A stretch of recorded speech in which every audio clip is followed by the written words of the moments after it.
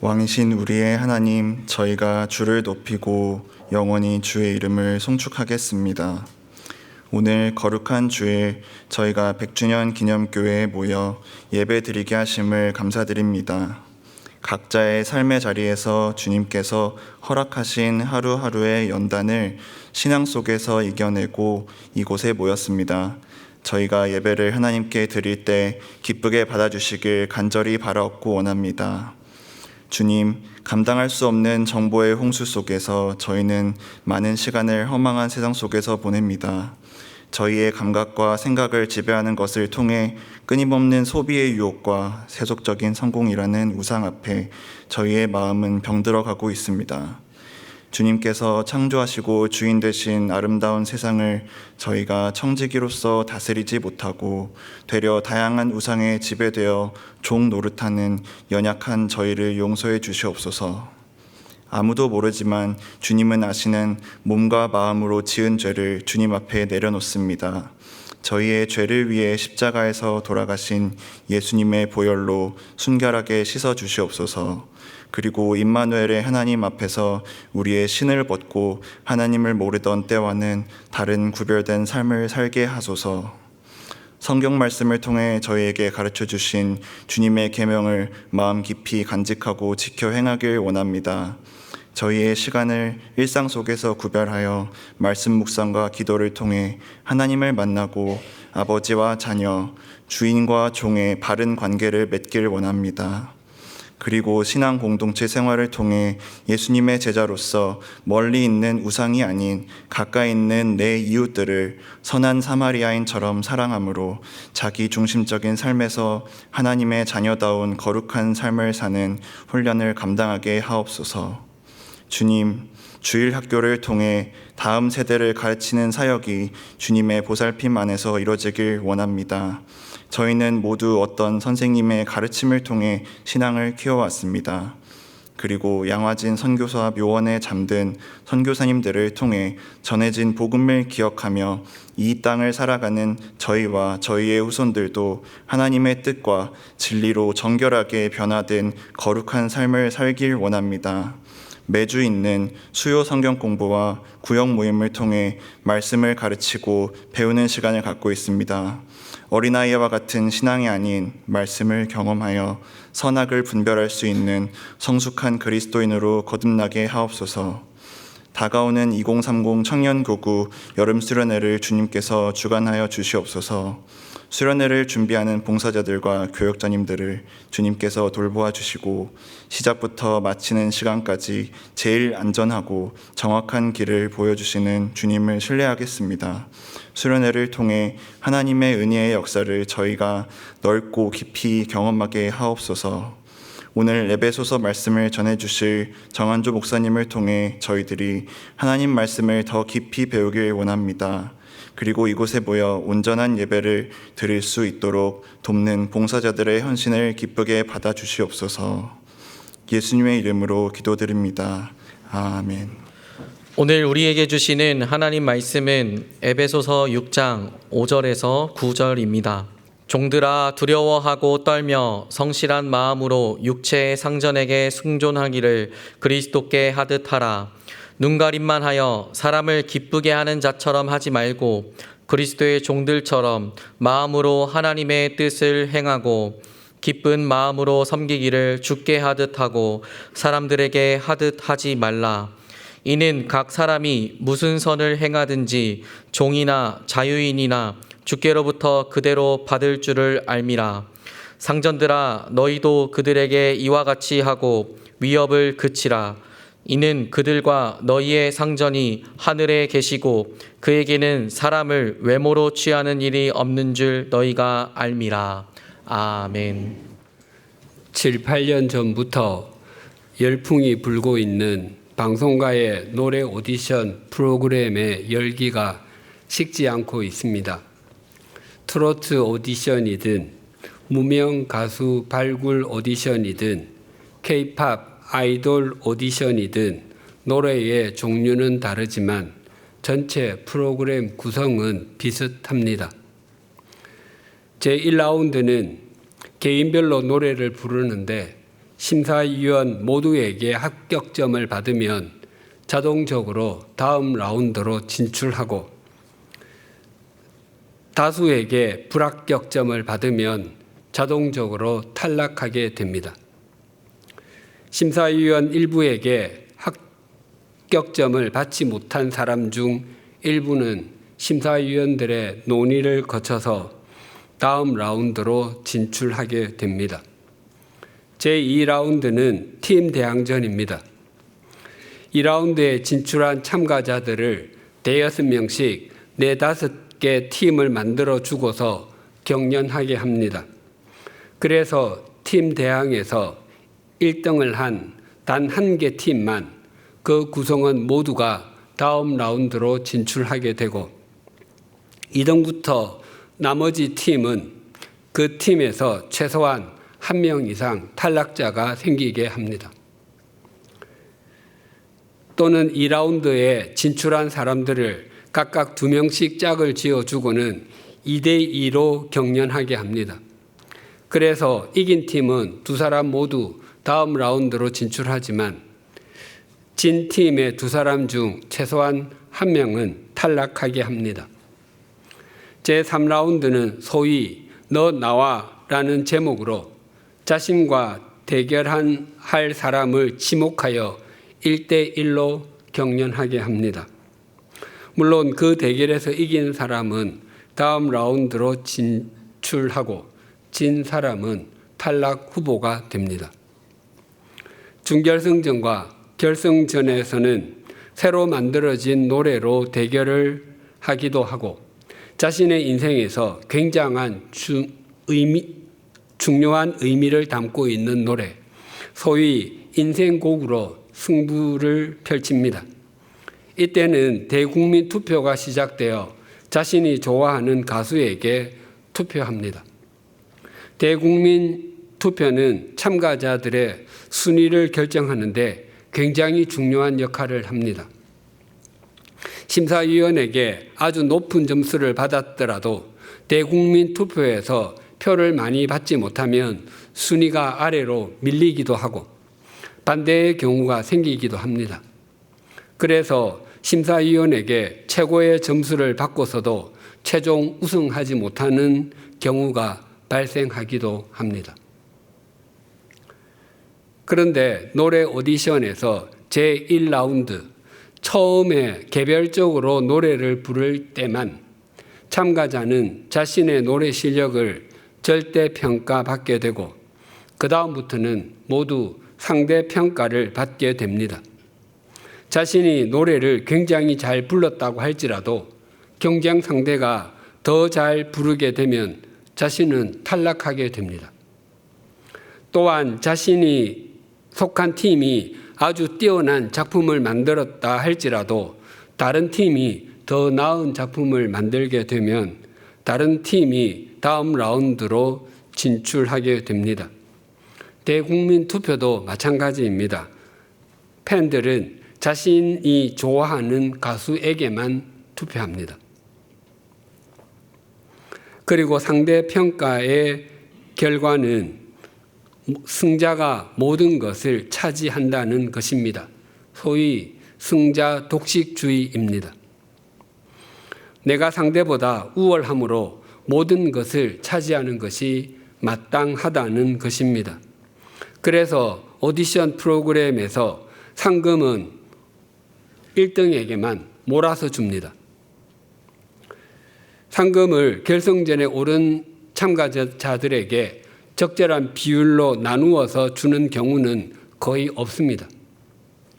사실 오디션에서 1등을 한 사람과 2등을 한 사람의 실력은 그리 차이가 나지 않습니다. 오디션뿐만 아니라 어느 분야에서든지 1등과 2등의 능력은 거의 차이 나지 않습니다. 단지 1등의 어느 부분이 조금 더 돋보일 뿐입니다. 대학 수학 능력 시험도 철저한 상대평가입니다. 입학 정원에 포함되는 점수에 해당하는 수험생과 포함되지 않는 점수에 해당하는 수험생으로 나누어집니다. 그래서 합격과 불합격으로 나뉘어집니다. 합격한 수험생은 대학에 입학하여 대학이 제공하는 모든 혜택을 누리지만 합격하지 못한 수험생은 처음부터 다시 시작해야 합니다. 입사시험도 마찬가지입니다. 입사시험에 합격한 사람은 회사가 제공하는 모든 것을 누릴 수 있지만 합격하지 못한 사람은 처음부터 다시 시작해야 합니다. 대학 수학 능력 시험과 입사시험만이 아니라 모든 자격 시험이 상대평가입니다. 이 세상의 가치관은 우리를 끊임없이 상대평가의 가치관 속으로 함몰당하도록 부추깁니다. 그래서 성공한 것처럼 보이게 하려고 하고 다른 사람이 가진 것보다 조금이라도 더 좋아 보이는 것을 가진 것처럼 합니다. 또 조금이라도 더 많이 가진 것처럼 보이게 하려고 합니다. 그리고 다른 사람보다 조금이라도 더 우월한 것처럼 보이기 위해서 다른 사람이 앉은 의자보다도 조금이라도 더 크고 더 높은 의자에 앉으려고 동분서주합니다. 더 나아가 행복한 것처럼 보이기 위해서 다른 사람이 먹는 것보다 더 비싸 보이는 음식을 먹는 사진을 자기 소셜미디어 계정에 올리고 다른 사람이 가보고 싶어하는 곳에서 즐기는 사진을 찍어서 올리곤 합니다. 그러나 상대평가는 우리를 끊임없이 비교하도록 만들기 때문에 그 가치관 속에 있으면 참된 만족과 진정한 삶의 의미를 누릴 수 없습니다. 내가 가지고 누리는 것이 아무리 좋아 보여도 그것보다 더 좋아 보이고 더 큰 것을 누리는 사람이 또 보이기 때문입니다. 그래서 우리의 믿음이 더욱 신실하게 성숙해 가고 참된 만족과 진정한 삶의 의미를 누리기 위해서는 상대평가의 가치관이 아니라 절대평가의 가치관 속에 있어야 가능합니다. 오늘 본문도 우리가 상대평가의 가치관이 아니라 절대평가의 가치관 속에 있어야 함을 말씀합니다. 먼저 본문 5절이 이렇게 증가합니다. 종들아 두려워하고 떨며 성실한 마음으로 육체의 상전에게 순종하기를 그리스도께 하듯 하라. 종이 자기 상전에게 가져야 하는 바른 태도는 두려움과 떨림 그리고 성실한 마음이라고 합니다. 성실한 마음의 문자적인 의미는 나누어지지 않은 마음이라고 했습니다. 그리고 두려움과 떨림은 자기 상전을 공포의 대상으로 여기라는 의미가 아니라 삼가고 조심하라는 의미입니다. 고린도전서 2장 3절에서 5절이 이러합니다. 내가 너희 가운데 거할 때에 약하고 두려워하고 심히 떨었노라. 내 말과 내 전도함이 설득력 있는 지혜의 말로 하지 아니하고 다만 성령의 나타나심과 능력으로 하여 너희 믿음이 사람의 지혜에 있지 아니하고 다만 하나님의 능력에 있게 하려 하였노라.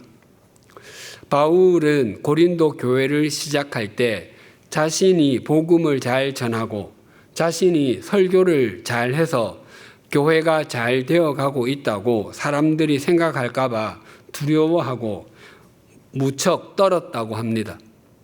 즉 고린도 지방 사람들이 복음을 들어서 하나님의 말씀의 은총을 깨닫고 하나님의 인도하심을 깨닫게 되는 것이 성령님께서 하신 일이 아니라 자신이 잘 가르쳤기 때문에 잘 알아듣게 되었다고 생각할까 봐 떨었다는 것입니다.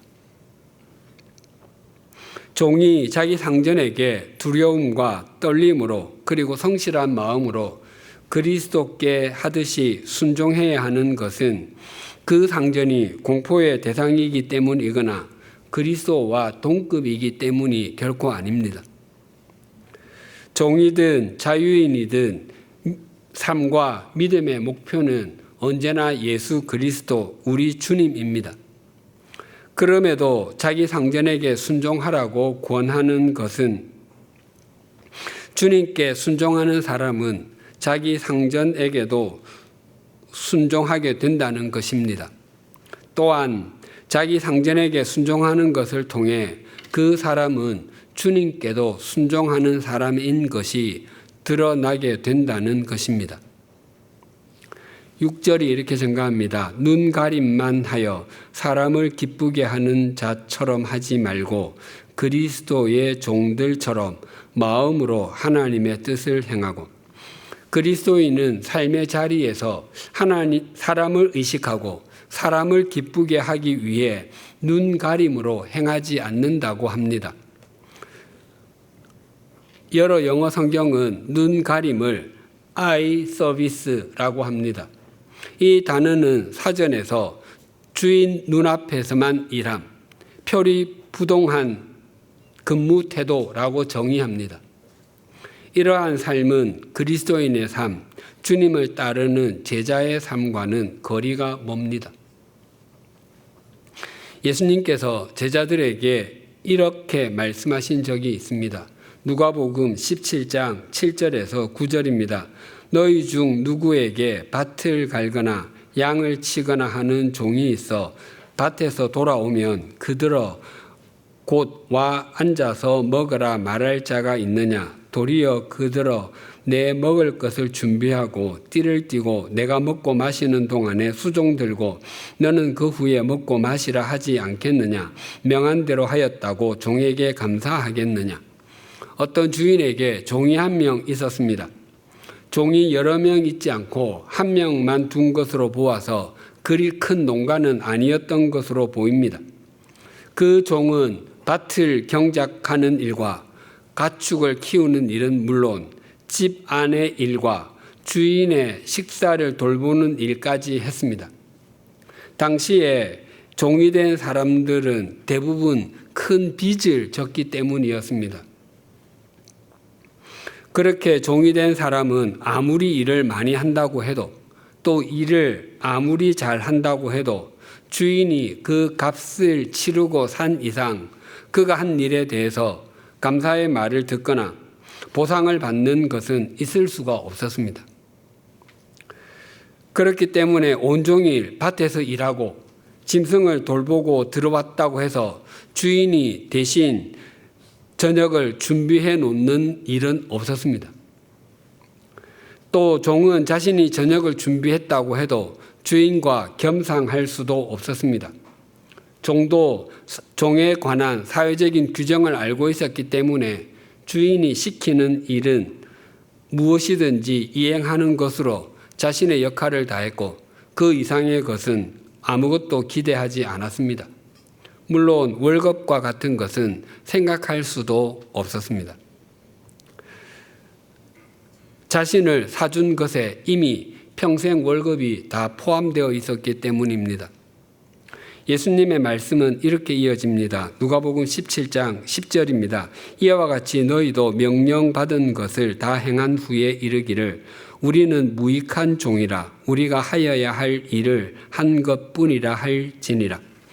예수님께서 이 말씀을 들려주신 것은 당시 종이 어떤 삶을 살았는지를 설명하기 위해서가 아니라 주님의 부르심을 받아 주님의 종된 사람이 가져야 하는 바른 태도가 무엇인지를 일러주시기 위함이었습니다.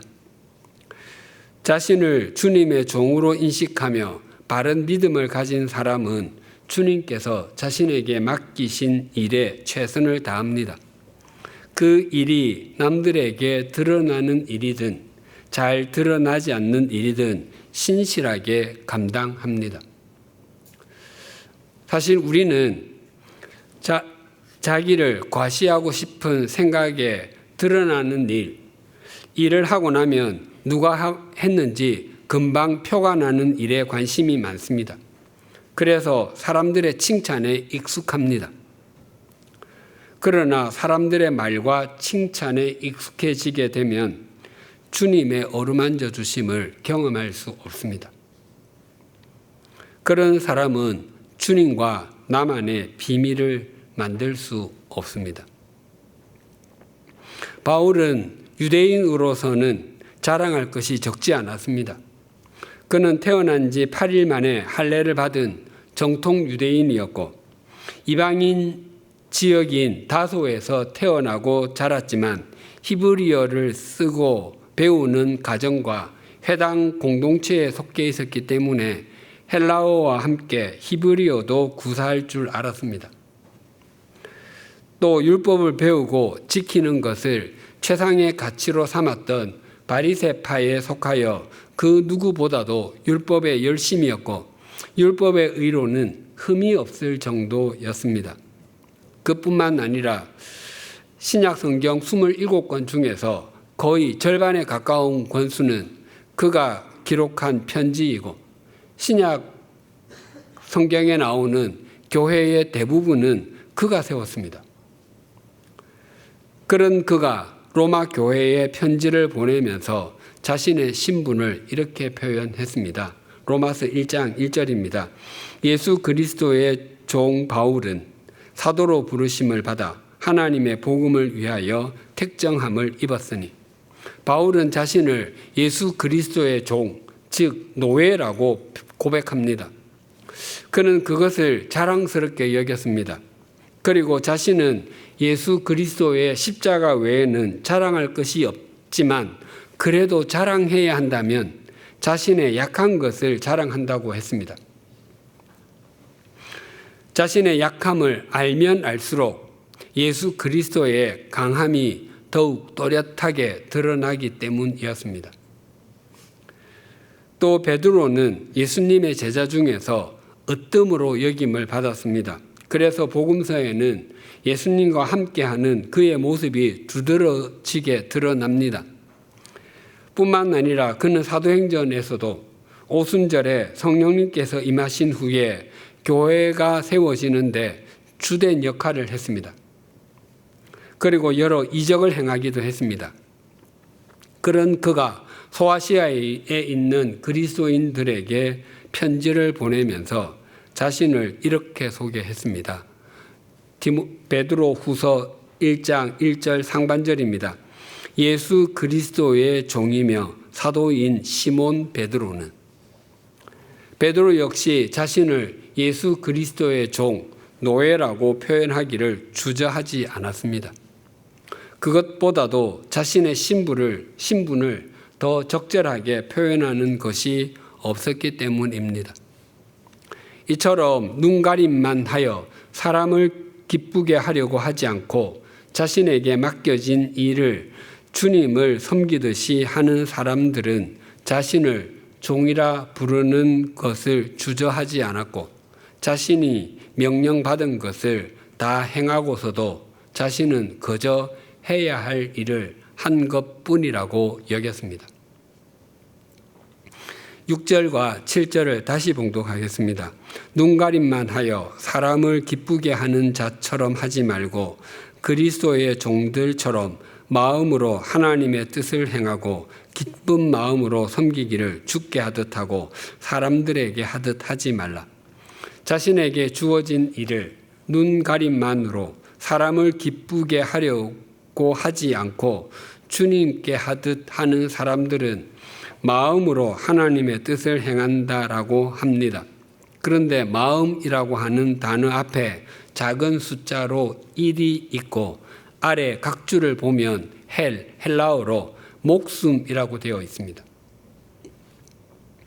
즉 바른 종은 그리스도의 종들처럼 목숨을 다해서 하나님의 뜻을 행한다는 것입니다. 한 율법사가 예수님을 시험하기 위해서 선생님, 율법 중에서 어느 계명이 큽니까? 라고 물었을 때 예수님께서 이렇게 답변하셨습니다. 내 마음을 다하고 목숨을 다하고 뜻을 다하여 주 너의 하나님을 사랑하라. 성경이 말하는 마음은 대부분 한 사람의 전 인격, 전 존재를 의미합니다. 즉 마음을 다하는 것과 목숨을 다하는 것이 같은 의미라고 할 수 있습니다. 그래서 본문에서 목숨을 마음으로 번역했습니다.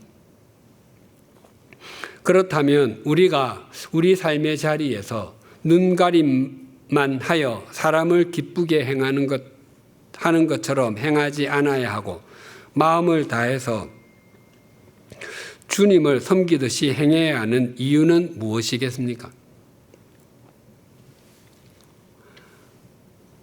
8절이 이렇게 증가합니다. 이는 각 사람이 무슨 선을 행하든지 종이나 자유인이나 주께로부터 그대로 받을 줄을 알미라. 이 8절을 세번역 성경으로 다시 읽어드리겠습니다.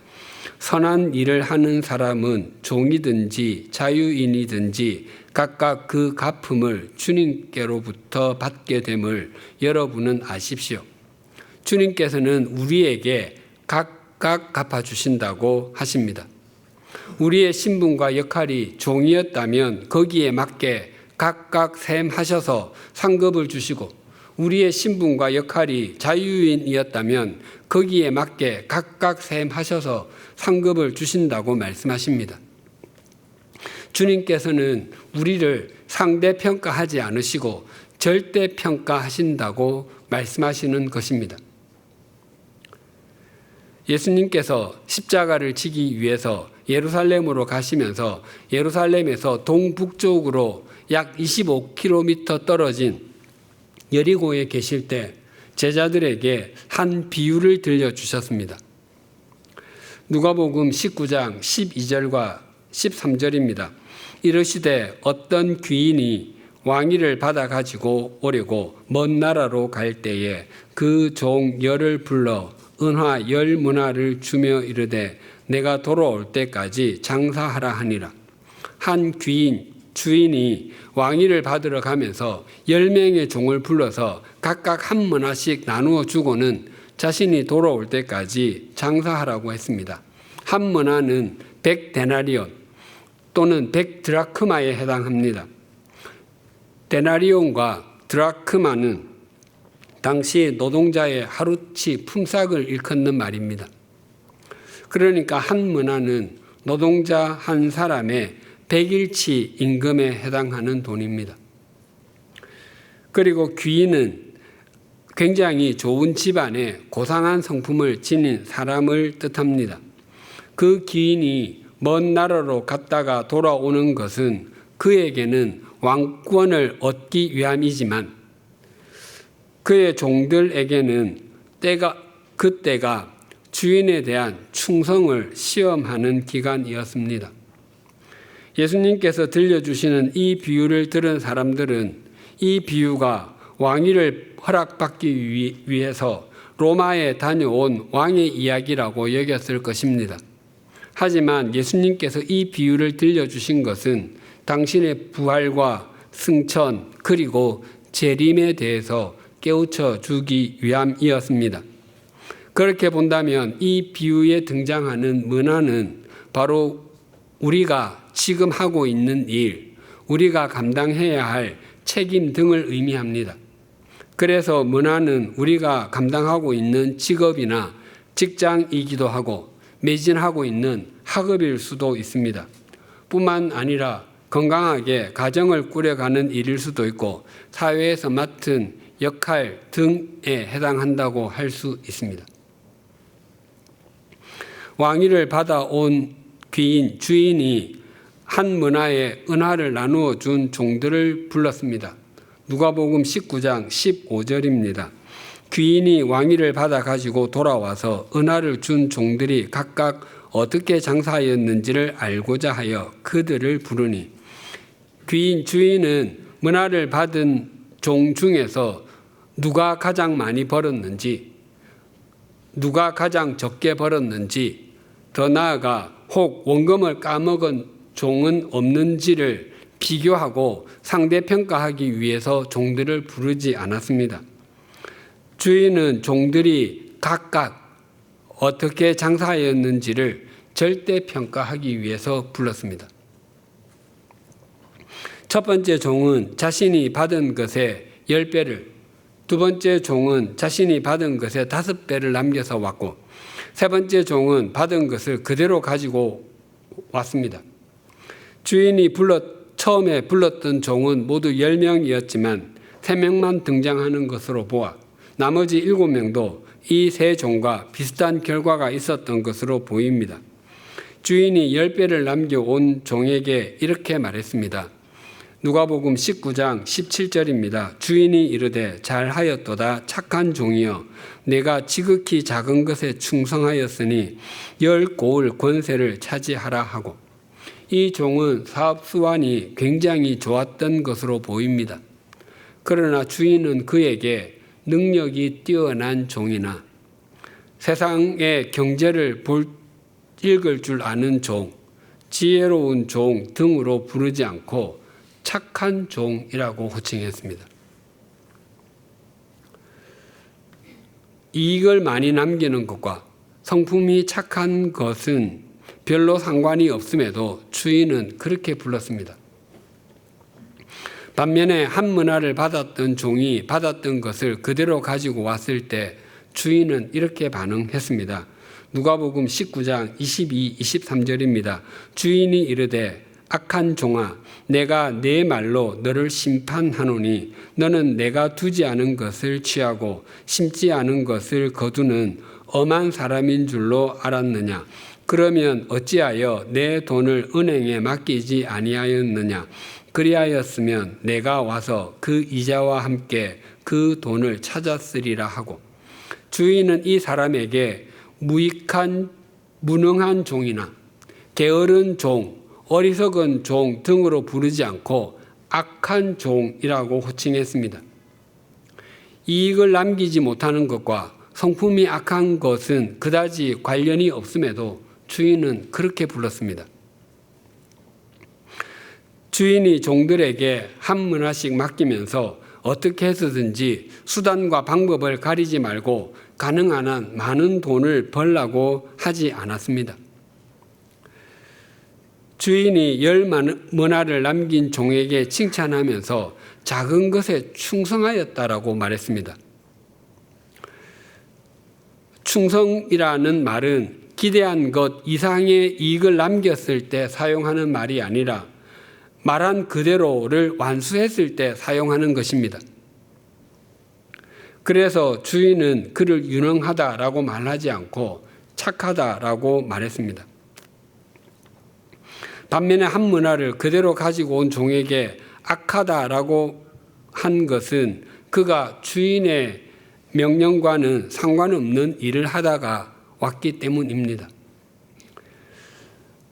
악하다가 헬라어로 포네로스인데 이는 수고하다, 바쁘다에서 온 말입니다.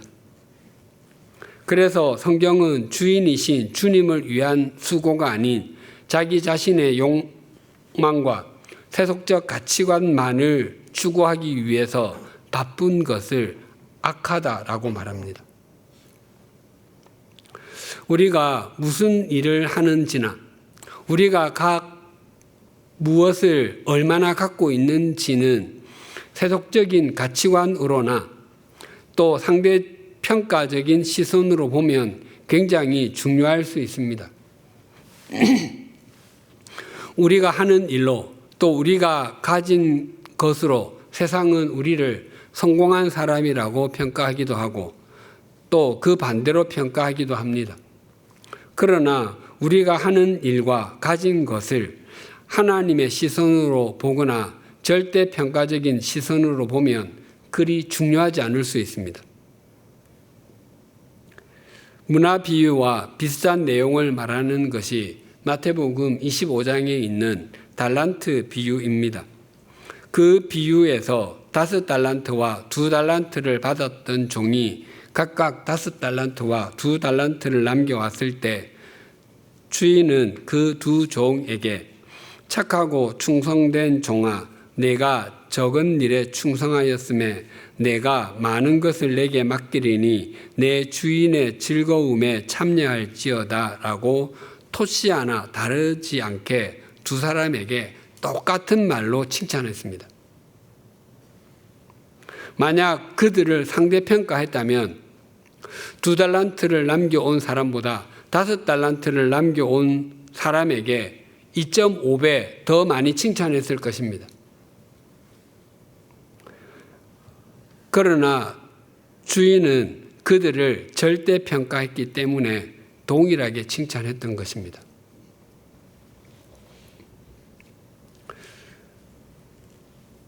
그런데 우리에게 주어진 일 자체가 아니라 그 일을 어떤 태도로 하느냐와 또 우리가 가진 것 자체가 아니라 우리가 가진 그것에 어떤 의미를 부여하는지는 하나님께서 보시는 시선에서는 굉장히 중요합니다.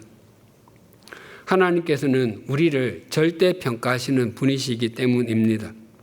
우리가 하는 일이 작아 보이고 가진 것이 적어 보일 때 모든 것을 상대평가하는 세속적 가치관에서는 하찮게 여김을 받을지라도 하나님 절대평가하시는 하나님의 시선에서는 소중하게 여김을 받을 수 있습니다.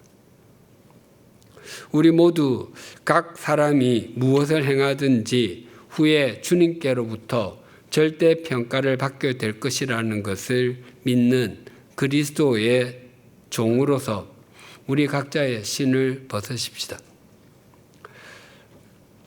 세상의 상대평가 가치관이 우리 속에 있으면 우리는 우리의 신을 벗을 수 없습니다.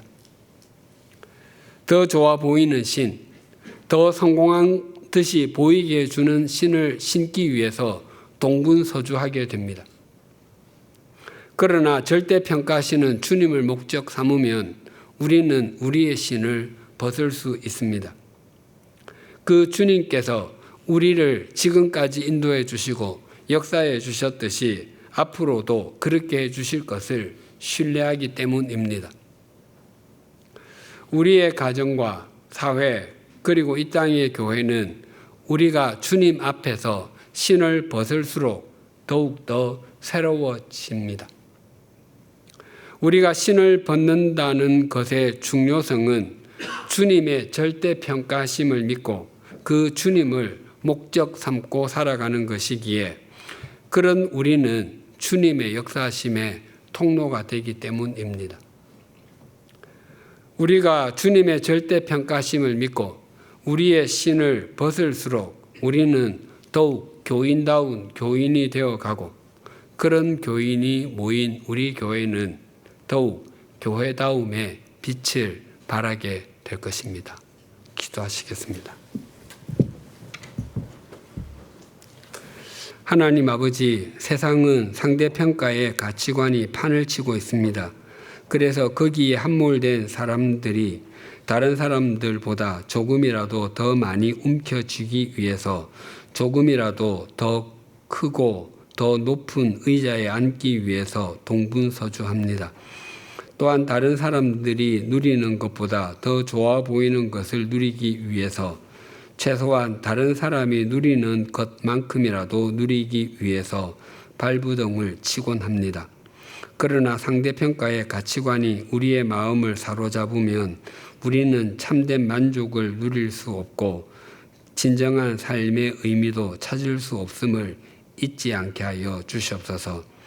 우리에게 맡겨진 일이 무엇이든 우리의 역할이 어떤 것이든 우리를 각각 절대평가하시는 주님을 목적 삼음으로 눈가림으로 행하는 사람이 되지 않게 하시고 온 마음을 다해서 주님께 하듯이 행하는 그리스도인이 되게 하여 주시옵소서.